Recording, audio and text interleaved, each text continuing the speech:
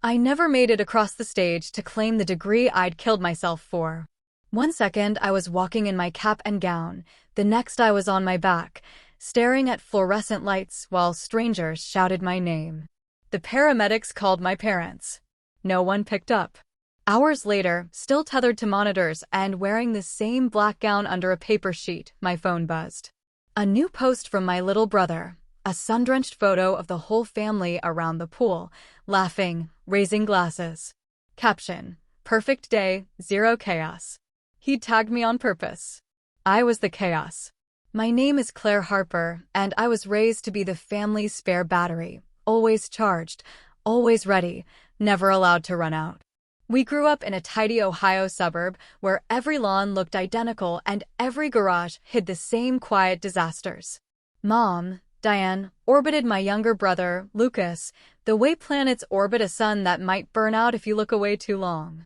He's sensitive, she'd say, brushing his hair off his forehead while I carried in the groceries alone. Dad, Greg, had a different mantra for me: Claire fixes things. That's who she is. He said it like it was a compliment.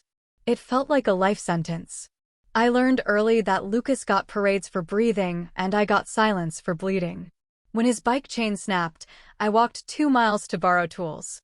When I came home with a 102 fever, Mom asked if I could watch Lucas while she took him to his piano recital. I lay on the couch burning up, counting the clicks of the grandfather clock until they came home.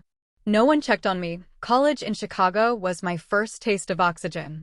I waitress nights, studied days, paid my own rent. But the calls still came. Lucas totaled the car. Lucas needs first and last for an apartment. Lucas had a bad month. Can you just Venmo him a couple hundred? Every time I transferred the money, I told myself it was the last. It never was.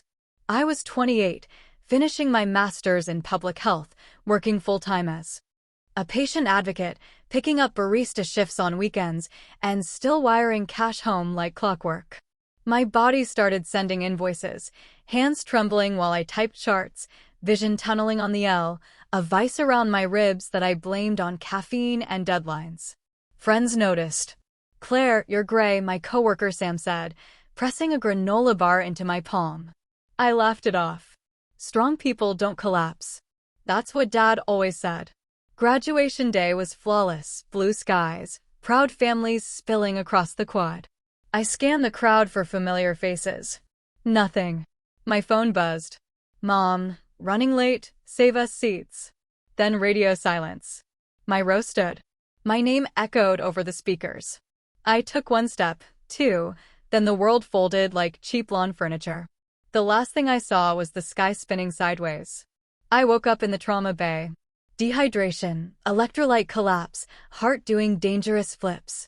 The doctor's exact words: your body staged a walkout.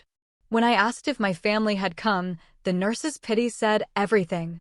Discharged 2 days later, still wobbly, I finally opened my phone. 79 missed calls. All from home. Not one during the 48 hours I was hooked to machines. The voicemails poured in. Lucas overdrew again. The mortgage is short. We took out a loan in your name, just co-signed, no big deal. Call the bank today or we lose the house. I zoomed in on the attached PDF.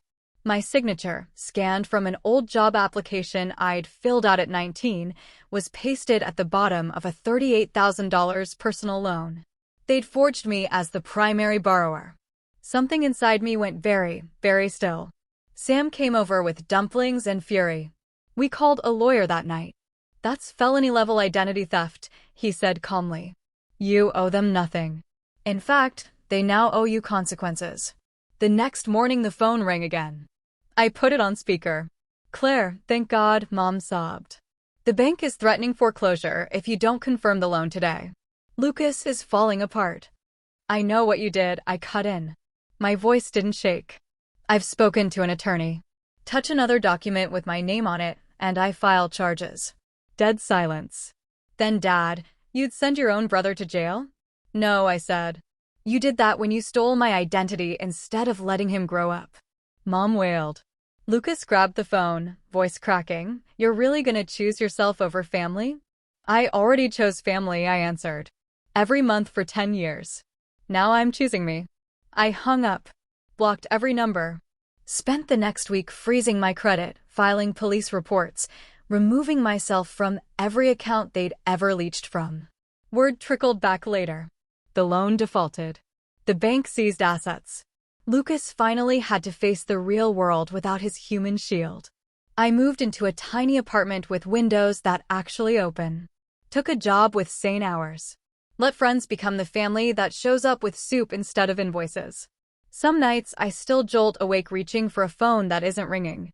Turns out the loudest sound in the world isn't a heart monitor flatlining. It's the silence after you finally stop answering.